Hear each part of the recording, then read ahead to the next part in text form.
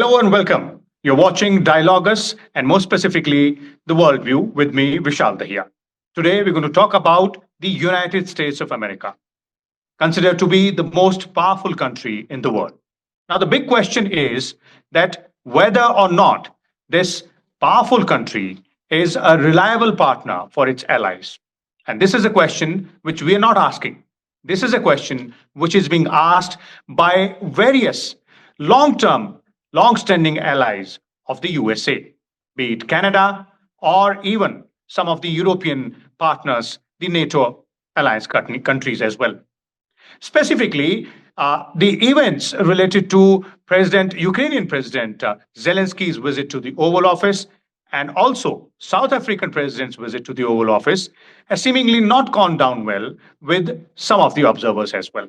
Also, the question arises as to whether or not, in India's case, can USA be a long-term reliable partner because of several flip-flops of the recent administration, of course, but also because of claims like creating a ceasefire between India and Pakistan by the US president, which has claims which have been debunked by the Indian government several times. And for more on this, today we're going to join by two distinguished experts. Captain Alok Bansal from India Foundation is with us. Also with us is former investor Jitendranath Misra. Welcome, both of you gentlemen, to Worldview. Let me begin with you, Mr. Mishra, and let's start with, to try things put in perspective. Let's start by understanding whether or not this observation holds any water. That is, can United States be a reliable partner for its allies? Is this a perfect observation? Is this a true observation? Thank you very much, Vishal, for this invitation. The answer is it is an argument that is sustainable, that the US is not reliable. Henry Kissinger famously said something like, to be an ally of the United States, to be an ally of the United States is suicidal or a calamity or a problem, but to be a friend is even worse. Something like that, he said. I don't remember the exact language. So now what is happening is that there is no clear distinction between friends and allies, because President Trump, in his own language, is a deal maker. He loves making deals. So deals are basically not based on a long-term strategic vision and strategic patience necessarily. They are more based on quick, short-term, even immediate expectations of return. In his case, financial return. That's what the world is talking about. And we see evidence of that in the subcontinent, in India's situation also, because his family is thought to have reached a deal with the government of Pakistan, with the state of Pakistan on cryptocurrency, one of the companies. So it has baffled everybody, but I think there is a method in his madness. He's, I think, a brilliant disruptor in his own way, because when you are trying to question received wisdom, conventional wisdom, and trying to do new things in a new way, everybody will sit up and take notice. This time, I think the Trump administration was much better prepared when it was inaugurated than the last time. The last time, we didn't know what was going to happen in Trump 1. This time, he learned the lessons and he had his team in place accordingly. So definitely, there is a great deal of disruption, and we cannot say that it is a very reliable administration. Okay. Mr. Bansal, what the argument seems to be sustainable, as Mr. Mishra is pointing out. But again, the question arises is, why is that, some of the long-standing allies of United States of America are losing that trust and faith in their partnership with the USA? And as Mr. Mishra pointed out, that perhaps in the second term, we are, a bit more aware of what to expect. But are we actually? I don't think so. Firstly, Mr. Trump does not have a consistent policy. You don't know what he's going to say today, what he's going to say tomorrow. There is no correlation between the two. If he gets up from the left side of the bed, he makes some statement. If he gets up from the right side, he makes some statement. Having said that, US for a very, very long time has not been consistent in its policies.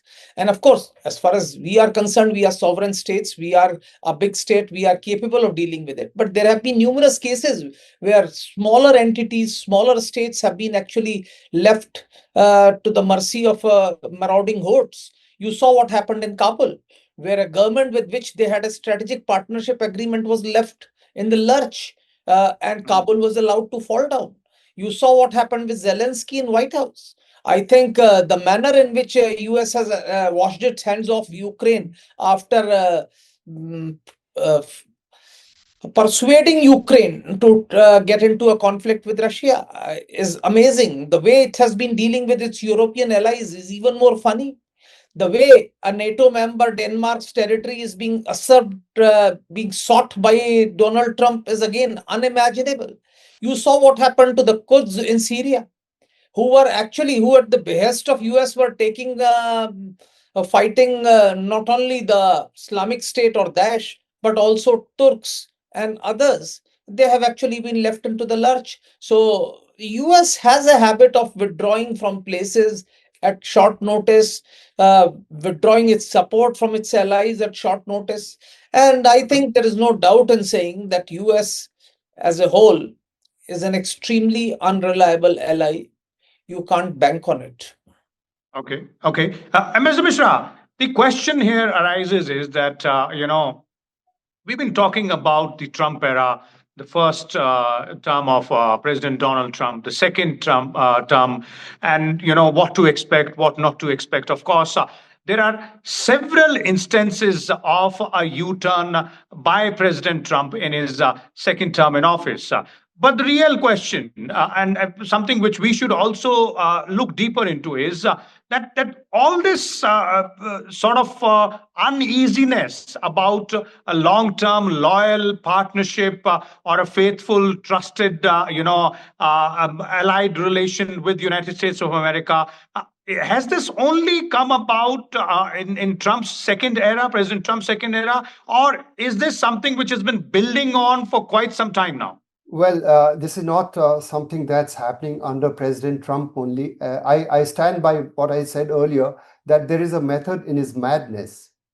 I think it's a very deliberate playing mad strategy, very deliberate, very calculated, very cold.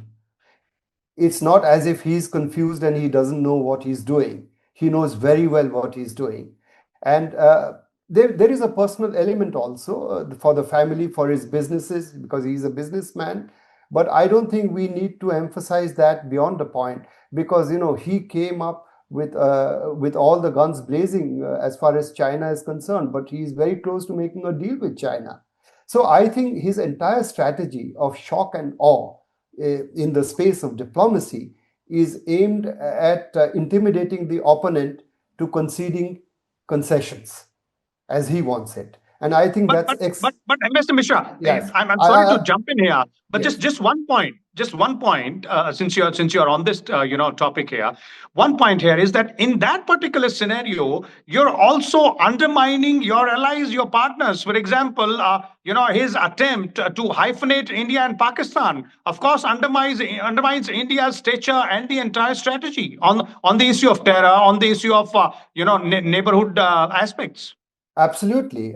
It does undermine it, but it's not something new. I was coming to the second part of your question, which is how does it affect India and relations with India? Has it damaged relations with India? Is it something new and novel? Not at all. It's not novel. And I'll give you the reasons. If you look at the history of India-US relations, looking at it from both sides have felt that the other side is not to be trusted beyond a point. That's the history. It's always been there right from the time of Jawaharlal Nehru. I give recent examples. What are the differences? Bangladesh. On Bangladesh, there was a difference about transparency, elections, due process, and India was not in favor of pressing them on human rights. And now there is a different kind of pressure perhaps on Bangladesh from the US, which is against Indian interests, which is a humanitarian corridor to help the opponents of the Myanmar regime. The Myanmar regime has always cooperated with India in fighting terrorism and dissidents and separatist groups in the Northeast. It's extremely valuable historically. But the US has a different policy. Look at Iran, the kind of pressure you put on Iran with Pakistan closing geographical spaces to Central Asia for India. We have to go through the maritime route through Iran, Afghanistan, Central Asia. Iran is very important. Look at Sri Lanka. The US pushed Sri Lanka to bring government officials accused of atrocities to justice in the past. So there was all kinds of pressure, whereas India was willing to work with the government of Sri Lanka. We are very much more pragmatic. We are not evangelical. So it's not something that's new that has happened under President Trump. The structural problems of the relationship remain very deep. In my opinion, look at transfer of technology. You had the ICET. You had things announced with great fanfare, underwater drones technology, the GE 414 engines. Nothing has happened because there is no trust. The US and India don't agree on pricing, on intellectual property rights. The US feels India will transfer that technology perhaps to Russia. And this is not something that is happening under President Trump. It was alive and kicking. This policy, this reluctance on the US's part to really strengthen Indian strategic capability. And now the new factor has come. The Indian economy is taking off. We have perhaps, according to some reports, we are already number 4. I don't think so. We will be number 4, then number 3. And in the year 2075, we will be number 2, according to most forecasts. So the US is now, under Bush 2, it was purportedly in the US interest to strengthen India's strategic capability. And they said so openly. It is strengthening India is in the US's interest. That's no longer in the US's interest. But that change happened before Trump. So I won't really say that there is a complete change under President Trump. Pakistan, of course, you talked about Pakistan, but Pakistan has always been a very valuable partner for the US. This is nothing new. So the rehyphenation, I don't think it will continue for a long time because India will resist. This may be a passing cloud. I don't know. Kashmir, yes, there is attention on Kashmir, but when India took the kind of action that it did, India had to be prepared for the consequences. And I'm sure we have a strategy to deal with that. Indeed. Indeed. Okay. Mr. Bansal, 2 questions, but let's take them one by one. The first is, of course, do you agree with this part, as Mr. Mishra is pointing out, that this all didn't start with Trump taking over in his second term? This is something which was building up for quite some time. That is, the allies' distrust towards United States of America as a reliable partner. See, there is no doubt that US has always been slightly unreliable, and there is a history behind it. But it has got accentuated with Trump presidency. I'm not too very sure. The flip-flops that Trump makes are amazing. I don't know if you remember Afghanistan, first time when he became the president, before he became the president, during his campaign, he said he'll pull out troops from Afghanistan. Then when he became the leader, he says he'll increase the troops. He'll increase the troops before withdrawing. That he did it. So you saw the flip-flops. Now, even now, if you look at it, there have been numerous flip-flops. When he was campaigning, he says he'll bring the Russia-Ukraine war to a close within 24 hours, 48 hours, 96 hours. It's not happened till now. His views on Israel, Gaza have also been changing. Sometimes pro-Israel, sometimes pro-Gaza, and sometimes negotiating with hardened outfits like Houthis, Taliban, etc. And he's willing to shake hands with anyone. As long as the terrorist is willing to even talk to him, he's willing to do that. We saw in the case of Syria, he actually shook hand with a terrorist who was a proclaimed terrorist just because he put on a 3-piece suit. I think he believes that he is transformed. So we see in Trump's case, there is no consistency whatsoever. He is just waiting for a deal. It would not be wrong to say that he's basically a businessman who's masquerading as a statesman. So having said that, we have seen what happened. He's willing to take personal favors. The gift that was received from Qatar is, I think, a very clearly a very clear example of how this chap is can be influenced by So, personal aggrandizement or personal favors that so, are so, given to. so, Mr. Bansal, how does India need to look at this flamboyant, self-confessed deal maker, president of the United States of America? See, I think as far as India is concerned, India needs to look that there'll be ups and downs as far as India-US relations are concerned. But India and US are bound by common values of democracy and pluralism. So irrespective of what the leadership comes and goes, what the interests are, we will slowly and slowly keep converging. There is no doubt about it. And this convergence is further bolstered by the fact that Indian diaspora has been consistently rising in the United States. So Indian diaspora's rise also cements the relationship between India and the US. Of course, the common values of democracy and pluralism also bring us closer. So Okay. irrespective of what temporary aberrations may be there, we'll keep closing. But having said that, India has to grow on its own strength. It can't depend on allies. India, I think the policy of non-alignment that the founding fathers of this country started is a very, very wise policy, and India should not get aligned with anyone. And I think the current government has very rightly said that we cannot be aligned with somebody against somebody. So we would want to keep good relations with every country in the world, and we will use Okay. it we will leverage it the way our interests are. Okay, and now more specifically, when we look at the India-US relations, or of course the United States impact on India's neighborhood as well. Specifically, when we look at our neighborhood with Pakistan, the United States has tried to hyphenate both India and Pakistan. In Bangladesh, also we are very concerned with the developments out there. United States has a role to play, and when we talk about China. On one side, while USA seems to be enemy number one for China, there are deals being made out there. Of course, they're economic deals, and President Trump is open to it as well in India's case also. But are we losing some ground somewhere? You can say we are losing some ground, but it's not that our relations with US has actually deteriorated. But the fact is that with a deal maker in White House, he's willing to strike a deal wherever he gets a deal. So if China is willing to accommodate him, he'll strike a deal with China. Pakistan is willing to strike a deal with Trump, he will strike a deal. His whole governance, his whole administration is about making deals. So while making deals, he realizes that good relations with India are good economically for US, and that's also a very important deal. So he'll continue to engage with India. He would definitely want relations with India to improve.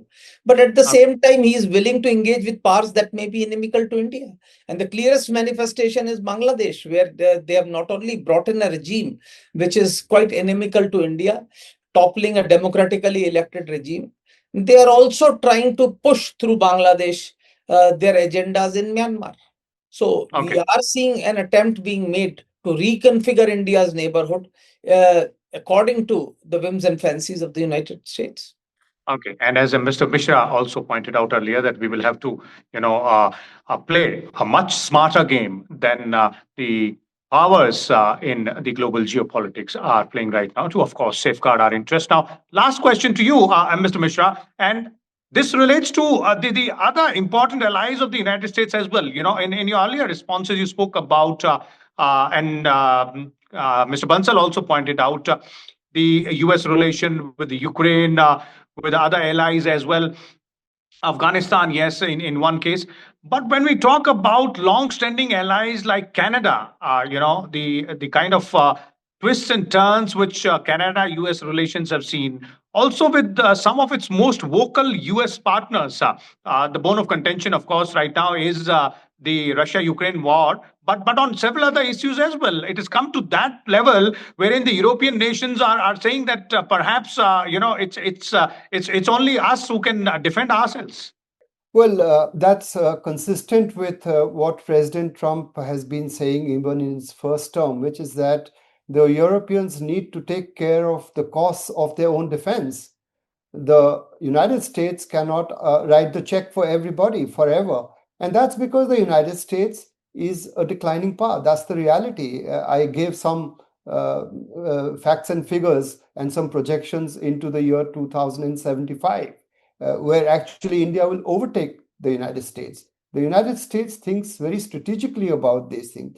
Part of the reason is that it just can't do it alone, and that's why it needs partners. So that explains why there is so much of pressure on the allies.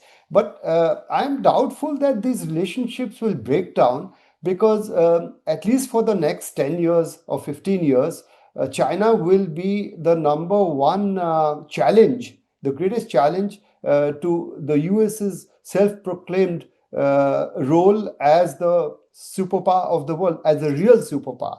China is a near peer, not a peer, a near peer. So therefore, until then, you will need alliances, and I agree with Dr. Bansal that therefore you need India. I put it in terms of balance of power theory. You need India for another 10 years or so.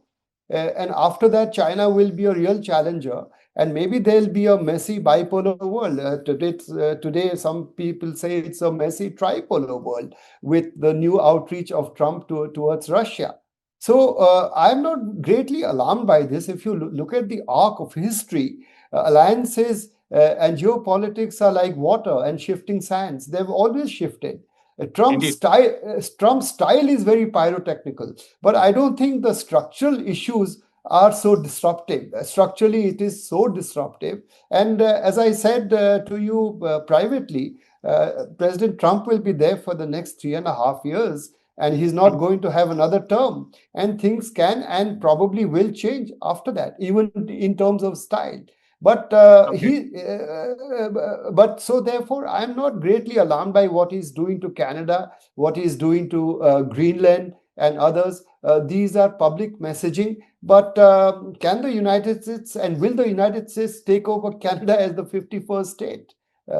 Can they do it? Will China allow that? For example, China is already breathing down their necks in the Arctic, as you know, and Russia. Indeed. These are great powers with strategic capabilities. The United States cannot ride roughshod over everybody. I don't think so. Okay. So there it is. Thank you so much, and Mr. Mishra and Mr. Bansal as well for sharing your valuable inputs with us and our viewers on worldview about whether or not United States can be seen as a reliable partner for its allies, both in the Western world as well as from India's perspective. We'll come back again next week with a different topic. Till then, keep watching Dialogus and Worldview. Thank you.